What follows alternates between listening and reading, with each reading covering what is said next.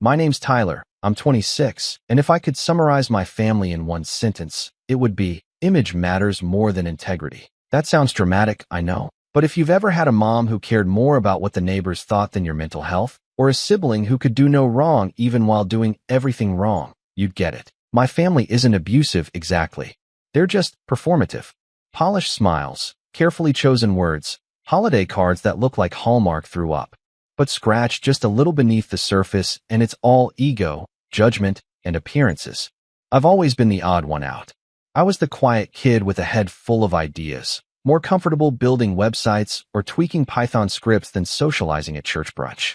I got a full ride for computer science and spent 4 years quietly working on a side project I never told anyone about. Long story short, that project blew up post-graduation. Think software licensing deal, modest exit, decent investments. Nothing wild. No yachts or Teslas, but enough that I could freelance when I wanted, travel a bit, live well under the radar. And that's exactly how I liked it. My family, however, assumed I was still trying to figure things out. My mom would drop comments like, "You'll find your calling soon," even after I bought a house outright. My sister? Don't get me started. Her name's Brielle, 28, beauty pageant alumni, studied communications, and married her college sweetheart at 23. When that marriage crashed and burned last year, something about irreconcilable ambition differences, her words, she moved back home for a while. That's when things started getting weird. Suddenly, Brielle was this whirlwind of self-reinvention. New hair, new wardrobe, new Instagram aesthetic, and eventually a new boyfriend. His name? Brad. Because of course it was. He looked like someone who'd be named Brad. Tall, tanned, manicured beard, probably uses the phrase alpha energy in earnest. But here's the kicker, my family loved him. My mom gushed over him like she was auditioning to be his publicist. "He's very successful in finance," she said, sipping her wine one night as if she understood what that meant. My dad, who usually doesn't get involved, just nodded and added, "He carries himself well." I met him briefly once at my parents' place. Just a handshake and a "yo man, what's up?" kind of thing, but I kept my distance. Something about him just didn't sit right. Too slick, too rehearsed. And the way Brielle looked at him? Not love. Performance. Like she wanted us all to see her leveling up. I kept my mouth shut, smiled politely, and went back to my place. I figured he'd fade out eventually like all her other passion projects. I was wrong. A week ago, I got a text from my mom. "Family dinner Sunday at 6. Be there. Brielle's bringing Brad." No emoji, no please. Just a commandment. Typical. I thought about skipping. It's not like I'd be missed, but something about the way she phrased it got under my skin. Like it wasn't a request, but an obligation. Like my role was to show up, smile, and let them feel good about being the perfect family. Against my better judgment, I went. Sunday came, and I showed up 10 minutes late just to mess with the vibe.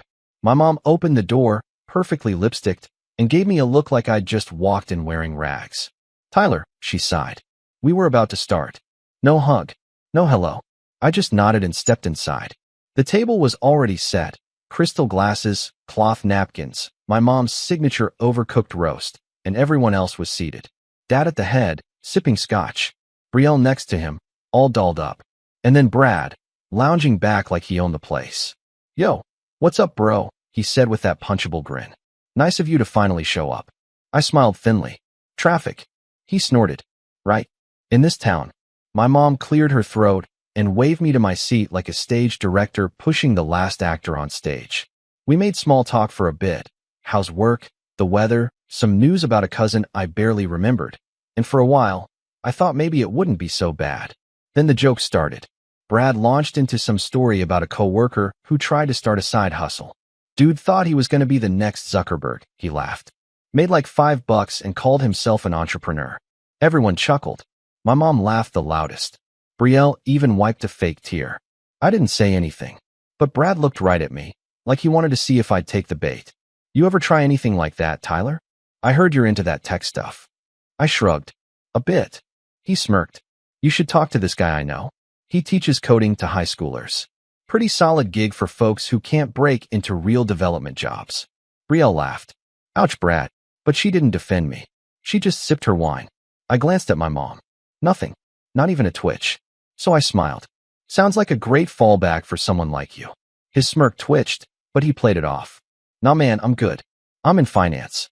You know, real-world stuff. My dad chuckled. We could use a little more of that around here. That stung. It shouldn't have, but it did. I'd helped him set up a budgeting app just last year. Literally automated half his finances. But sure, Brad, Mr. Finance Guy, was the real deal. I stayed quiet for the rest of the meal.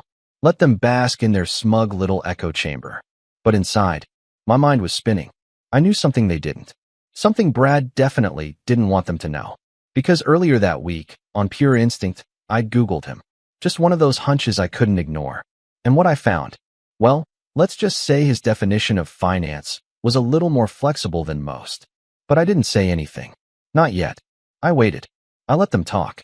And then, right after dessert, Brad opened his mouth again. And that's when everything shifted. But I'll get to that. You know that feeling when you're sitting at a table and everyone's laughing at something, but it's not funny to you? Not even remotely.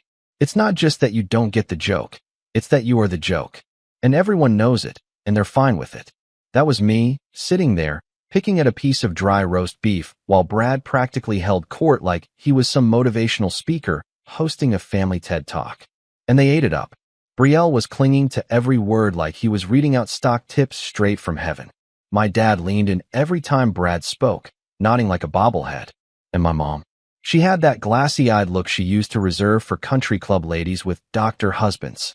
I just sat there, mostly quiet, watching it unfold like a spectator at my own humiliation. So anyway, Brad said, patting his stomach and pushing his plate forward like a satisfied king. Our firm's launching a new algorithmic fund next quarter. Real cutting-edge stuff. You wouldn't believe the amount of back-end work I've had to oversee. Back-end work? I asked mildly, twirling my fork between my fingers. He glanced at me. Yeah, quantitative models, predictive analytics, finance nerd stuff, you know. He chuckled like he'd just told a good joke. Oh sure, I said. Sounds complex. It is, he said. You ever think about getting into real business? Or is the dream still coding in your pajamas and drinking Red Bull at 2 a.m.? Brielle laughed like that was the funniest thing she'd ever heard. Brad, stop, she said, though she clearly didn't want him to. Tyler's always been more of a passion project kind of guy. My mom didn't laugh this time. She gave me the look. That tight-lipped, passive-aggressive mom look that could suck the air out of a room. Tyler, she said, we've talked about this. You have to let people tease you sometimes. It's how we connect. I blinked. Tease, or belittle? Her tone hardened. Don't make a scene. And there it was. The line I'd heard 1,000 times growing up. Don't make a scene. Translation, don't make us look bad. Don't make us uncomfortable. Don't disrupt the illusion.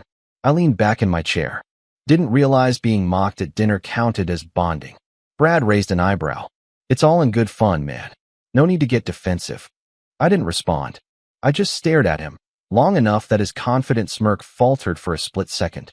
Then my dad broke the tension. All right, let's move on. Tyler, you doing anything interesting these days? I knew he didn't actually care.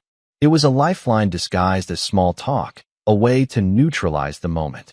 Working on a few projects, I said vaguely. Keeping busy. Brad snorted again, his default setting, apparently. What kind of projects? Or is that top secret? I looked at him. He didn't blink. He was trying to humiliate me. Again. Before I could say anything, my mom sighed. Loudly. Like I was the problem. Tyler, please, she said in that disappointed teacher voice. Can we not do this tonight? You're making things awkward. I froze. Everyone turned their eyes toward me. I was making things awkward. Not Brad, who'd been goading me nonstop. Not Brielle, who giggled through every jab like it was open mic night at a comedy club. Me. I felt something in my chest twist. Something familiar and heavy and bitter. The same feeling I used to get in high school when Brielle would throw a tantrum over something she did wrong, and I'd get grounded for not being the bigger person. The same feeling I had when I got a full scholarship to a school 3 states away and my mom said, "You'll change your mind, sweetie. You don't want to leave your family, do you?" Like I was selfish for wanting a life of my own. I clenched my jaw. Sure, I said tightly. Let's not make things awkward. The conversation moved on. They joked about mutual friends, vacations, some neighbor's dog. I tuned most of it out. I was barely listening, just nodding when needed, sipping my water, keeping my expression flat. But inside, the storm was building. Because that wasn't just a comment or two. That was years of quiet contempt, wrapped in fake smiles and forced laughter, bubbling up in the open. That was every time I was overlooked, dismissed, told to be quieter, smaller, more agreeable. And now, there was a shiny new golden boy at the table. One who could say whatever he wanted, as long as he looked good doing it. Then came the moment. Dessert had been cleared, store-bought cheesecake my mom pretended she baked, and the wine had done its work. My dad leaned back with a satisfied grunt, and Brielle was scrolling through her phone, showing Brad something on Instagram. So anyway, Brad said suddenly, looking up from her screen, I actually gave a talk last week on fintech disruption. My team's been working with this new predictive analytics firm, StartupStream or something like that. Tiny little dev company, barely anyone's heard of them. They've got good tech, though. We're probably going to buy their platform outright in a few months. I set my glass down. Slowly. StartupStream? I asked. Calm. Even. Yeah, Brad said. You've heard of them? A bit, I said. What's your involvement exactly? He grinned. I'm kind of the guy who does the talking. You know, front-facing. I smooth the deals. Make sure the numbers align.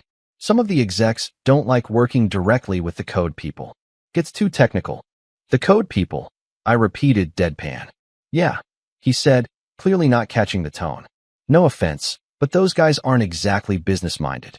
Brilliant in their own way, sure, but not cut out for the big table. The big table, I echoed, and I could feel the weight of everyone's eyes on me now. Brielle was watching with a nervous smile. My dad looked puzzled. My mom was frowning. Brad kept going. Anyway, we'll probably fold their tools into our infrastructure and maybe hire a few of their devs, if they can keep up. It's a win-win. I didn't say anything for a beat. Just reached slowly into my pocket and pulled out my phone. What are you doing? My mom asked sharply, her tone already accusatory. I ignored her. Opened my email. Scrolled for a moment. Found the one I was looking for. StartupStream, I said. That predictive analytics firm. The one your company is about to buy. Brad raised his eyebrows.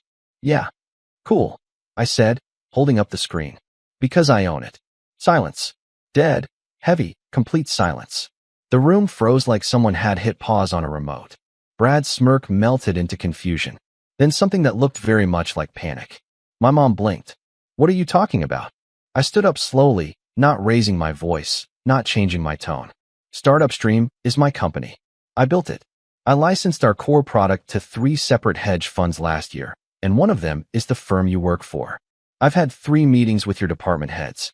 I didn't recognize your name because you weren't in any of them. Brad was pale now. His mouth opened, then closed, then opened again.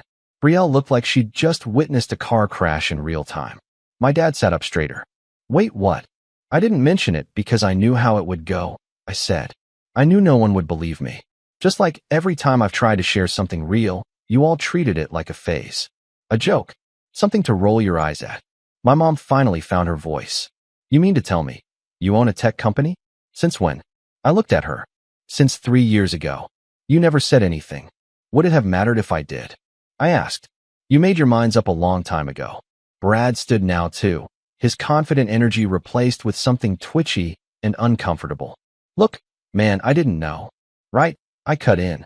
Because if you did, you wouldn't have said half the things you did tonight. You probably wouldn't have said anything at all. He glanced at Brielle, like she was supposed to save him. She just stared at the table. I looked around one last time. At the room. At the people who were supposed to be my family. There's a special kind of silence that happens when people realize the version of you they built in their heads doesn't match reality. It's not the quiet of reflection or regret. It's the stunned, gaping stillness of ego being rewired in real time. That's what I saw at that table. Brad's jaw tightened. My mom blinked like someone had unplugged her and she was rebooting. Brielle looked at me with this weird cocktail of confusion, embarrassment, and something dangerously close to shame. And my dad?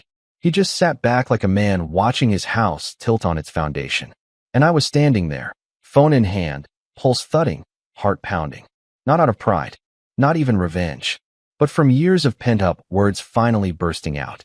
From the sheer exhaustion of playing small for people who had never once thought to ask what I was building when I disappeared into my room for hours. They only saw a boy with a laptop, never a man with a plan. I could have dropped everything right then. I could have gone for the throat. explained in excruciating detail just how much Brad didn't know, how his firm had been lowballing us for weeks, how he hadn't even been in the meeting loops.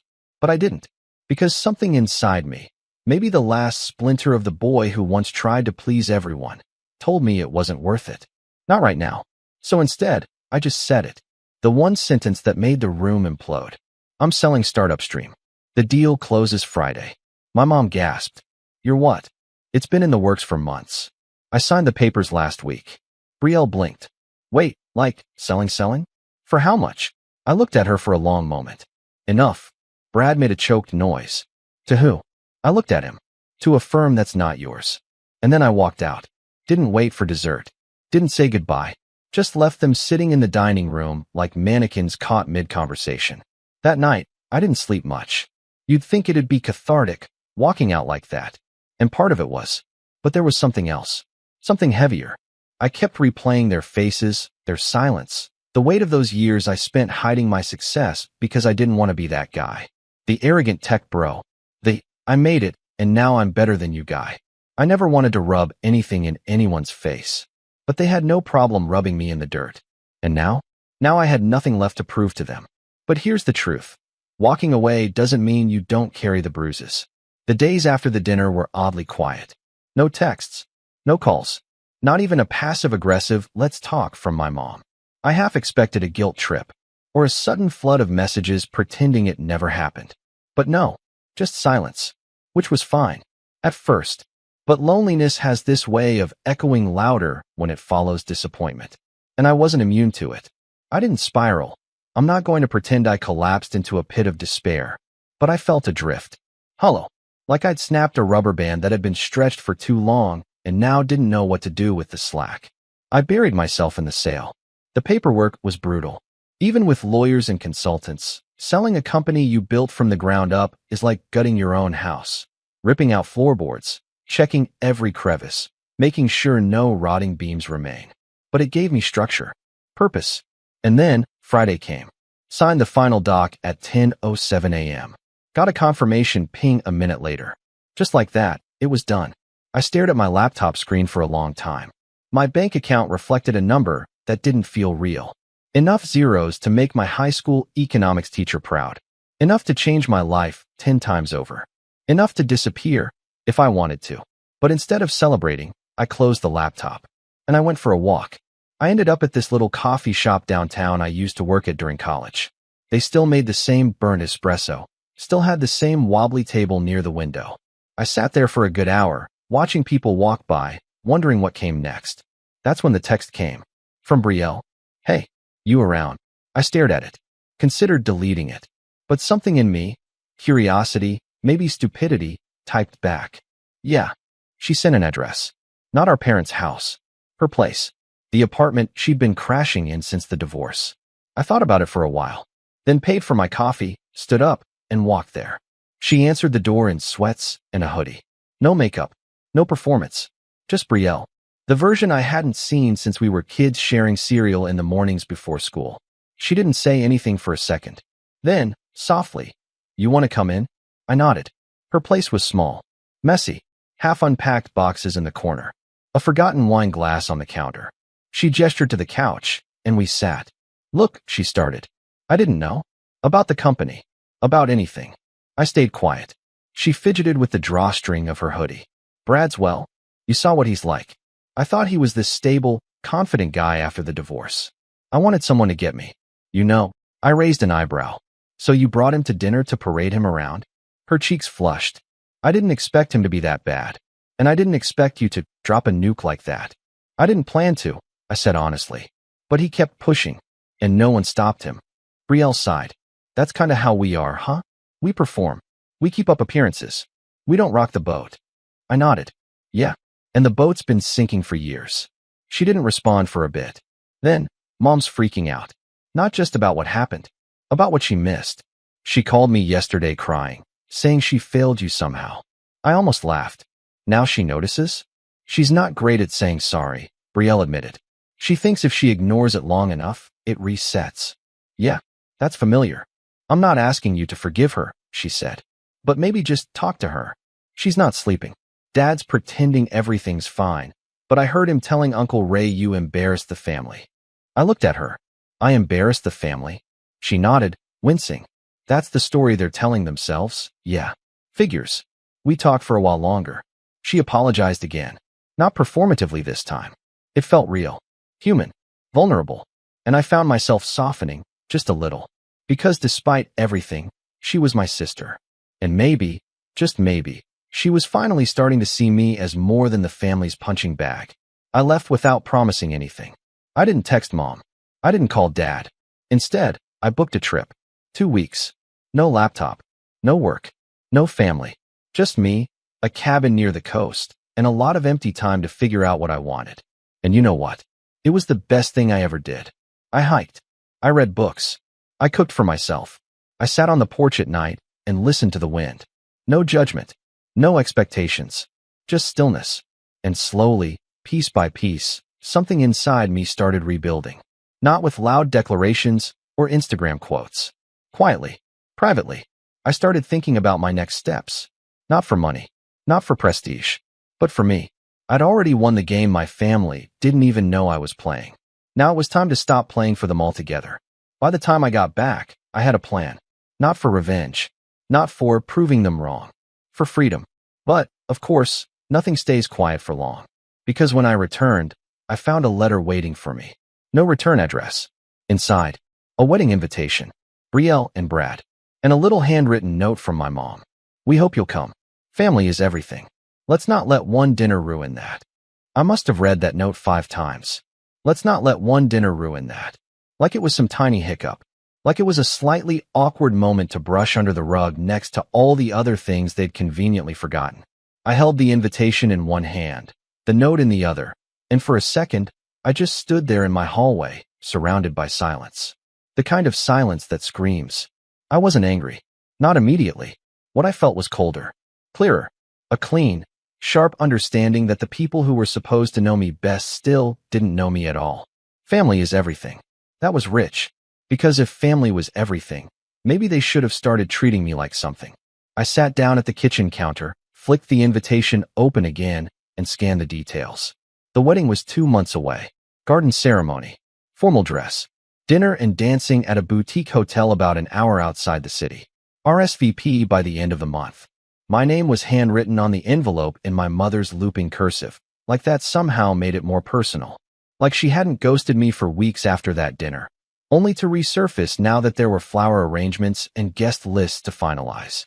I set the invitation down and stared at the ceiling. Then I smiled. Not a big, smug grin, just a quiet one. Because for the first time in a long time, I felt something new. Not bitterness. Not sadness. Leverage. They wanted me at that wedding. Badly.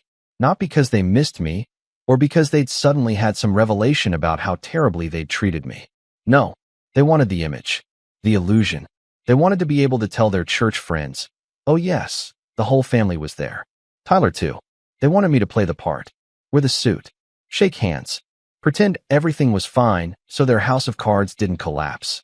And I had no intention of giving them that. Not for free. The next few days were productive in a way I hadn't felt since the early startup stream days. I don't know if it was the spite or the clarity, but I woke up every morning with a sense of purpose. I wasn't just reacting anymore. I was moving, planning, positioning. Step 1. Information. I didn't trust Brad. That was a given. But something about the way he'd fumbled at dinner, the way he tried to spin his involvement with Startup Stream, it didn't sit right with me. So I started digging. At first, I kept it surface level. LinkedIn, Twitter, old company websites. The usual. But Brad was smarter than I'd initially assumed. His digital footprint was carefully managed. Polished. Curated. He looked like a dream candidate on paper.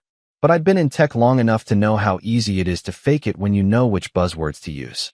So I called a friend. Well, not so much a friend as an old contact.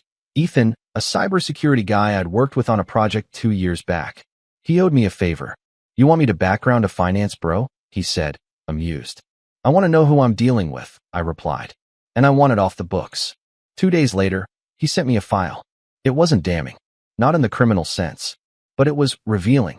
Turns out Brad had job hopped more than anyone in my family realized. He'd bounced between startups, advisory roles, and vague consulting gigs that never seemed to last more than 6 months. He'd failed upward, thanks to charm and connections. The fintech company he currently worked for, he wasn't in upper management. He was in sales. Not strategy, not analytics, just sales, which isn't inherently shady, but it made the things he'd said at dinner sound a whole lot more hollow. More importantly, he had a history of bad investments. Real estate, crypto, a few e-commerce ventures that never made it past launch. He wasn't broke, but he wasn't the high-powered executive he pretended to be either. That explained a lot. I filed that info away for later. Step 2. Allies. I wasn't planning to go nuclear. Not yet, but I wanted options. So I called up Ava. Ava was my ex. Well, sort of.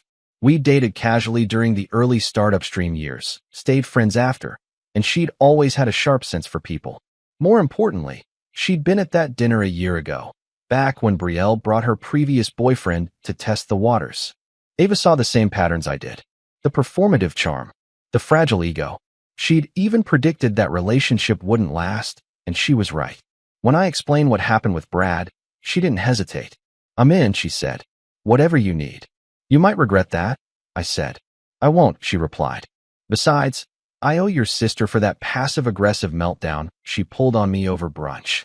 Fair enough. We met at a coffee shop later that week to game things out.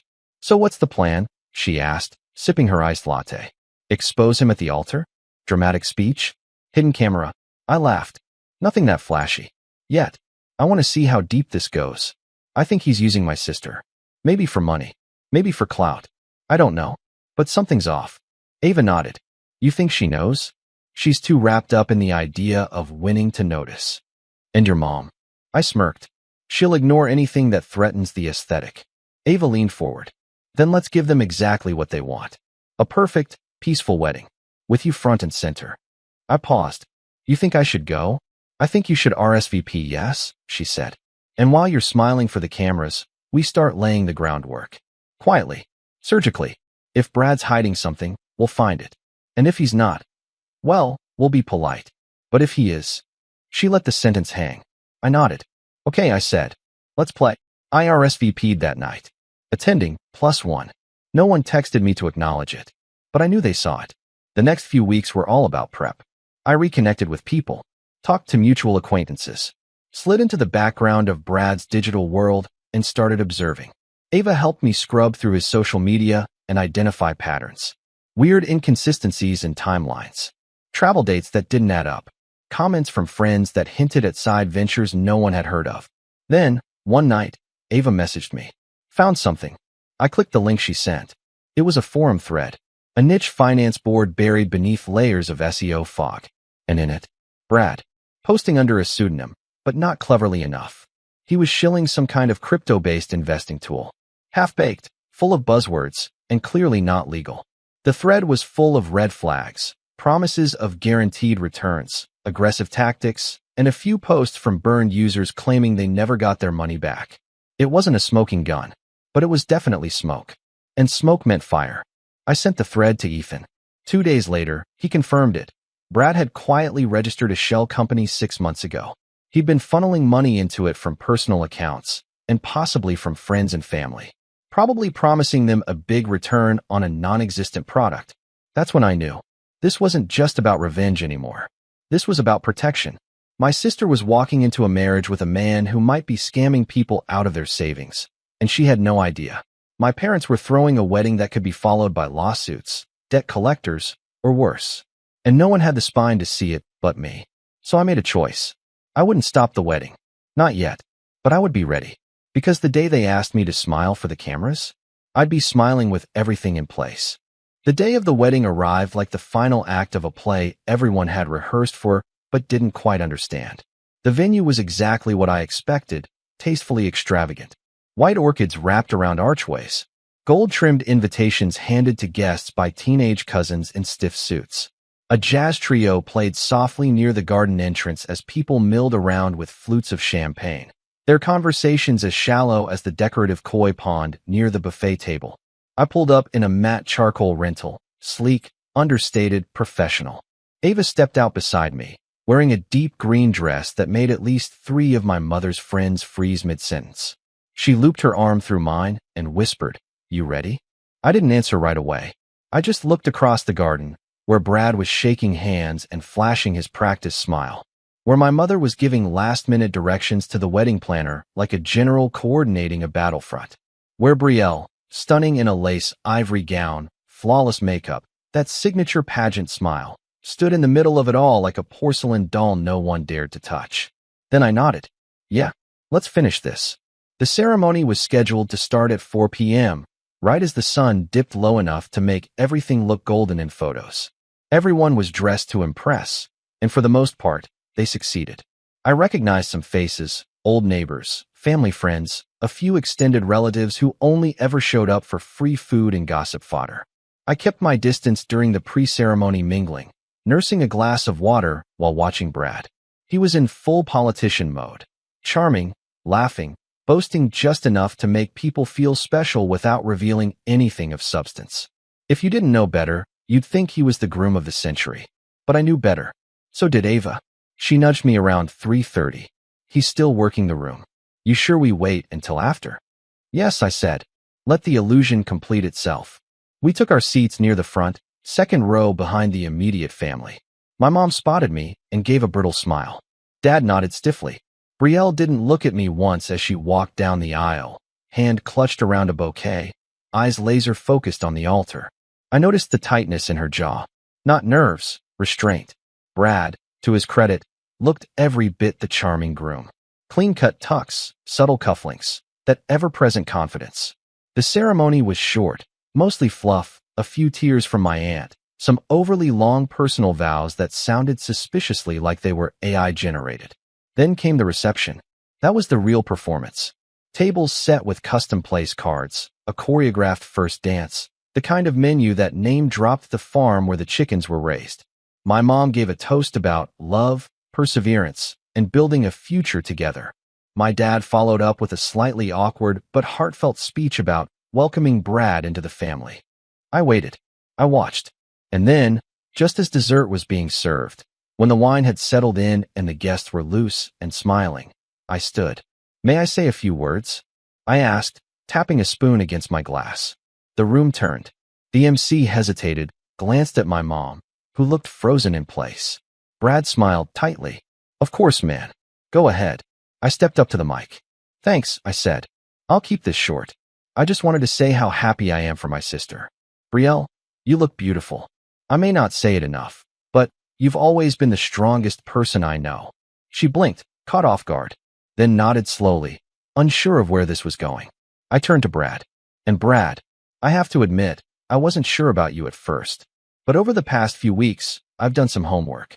Dug into your background, your investments, your side projects. It's enlightening." The room shifted. Laughter died. Heads tilted. Brad stiffened. "What are you?" I held up a hand. "It's okay. I'm not here to ruin anything. I'm just here to tell the truth." I pulled out my phone, connected it to the projector the venue had set up for the photo slideshow. The screen flickered, and a web browser appeared. I opened a PDF titled Investor Communication Records, Credence Coin, 2021 to 2023. Then another file, screenshots of Brad's forum posts under his pseudonym. Next, a short video clip, a recorded Zoom pitch where Brad promised guaranteed returns to a group of unsuspecting investors. His face, his voice, gasps, silence. I let it play for 20 seconds before pausing it. "Brad has been running a low-level Ponzi scheme for the past 2 years," I said calmly. "It's not big enough to hit headlines, but it's enough to ruin people. Friends, family, anyone who bought into the fantasy." People turned. Faces twisted. My uncle whispered something to my dad, who turned sheet white. Brielle stood, clutching her bouquet like a weapon.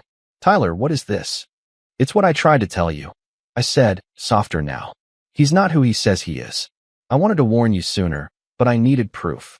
Brad moved toward me. "You little." I said, holding up another paper. "I've already submitted this to the SEC. This is just a courtesy." His face drained of color. "But you know what's really sad?" I continued, facing the crowd again. "It's not just the fraud. It's that no one in this family wanted to believe I could be right, that I could have value beyond being the quiet one. I was told to stop making the family look bad, to be polite, to let things go. I looked at my mother. Her hands trembled around her champagne glass. But today, I chose not to be quiet. Today, I chose truth over comfort. And I think you all needed to see it. I stepped back from the mic. Brad was frozen. Brielle looked like someone had ripped the ground from beneath her. The wedding planner hovered at the edge of the room, pale and twitching. Then came the fallout. My mom stood up. Tyler, we need to talk. I'm done talking, I said.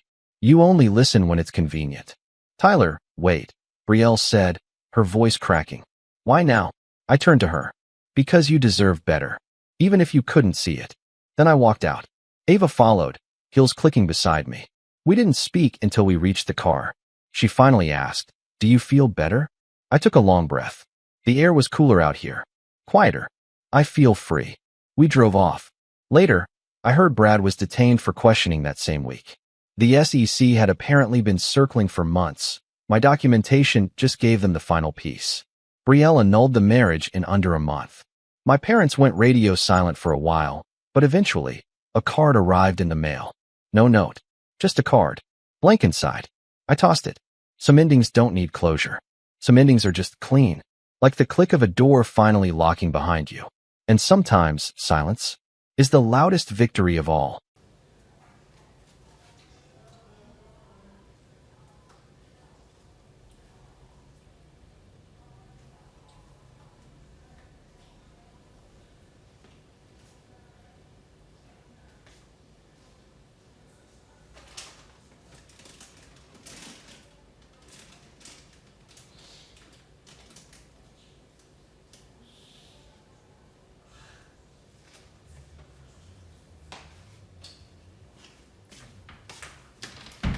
I don't want to put my rice in the pantry because I see rice weevils and I don't want them to get in my rice.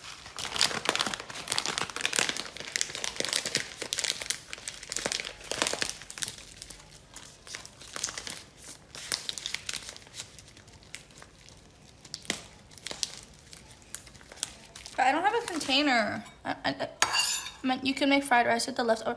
Ooh, you're right. I can make. I just need to put it in a container.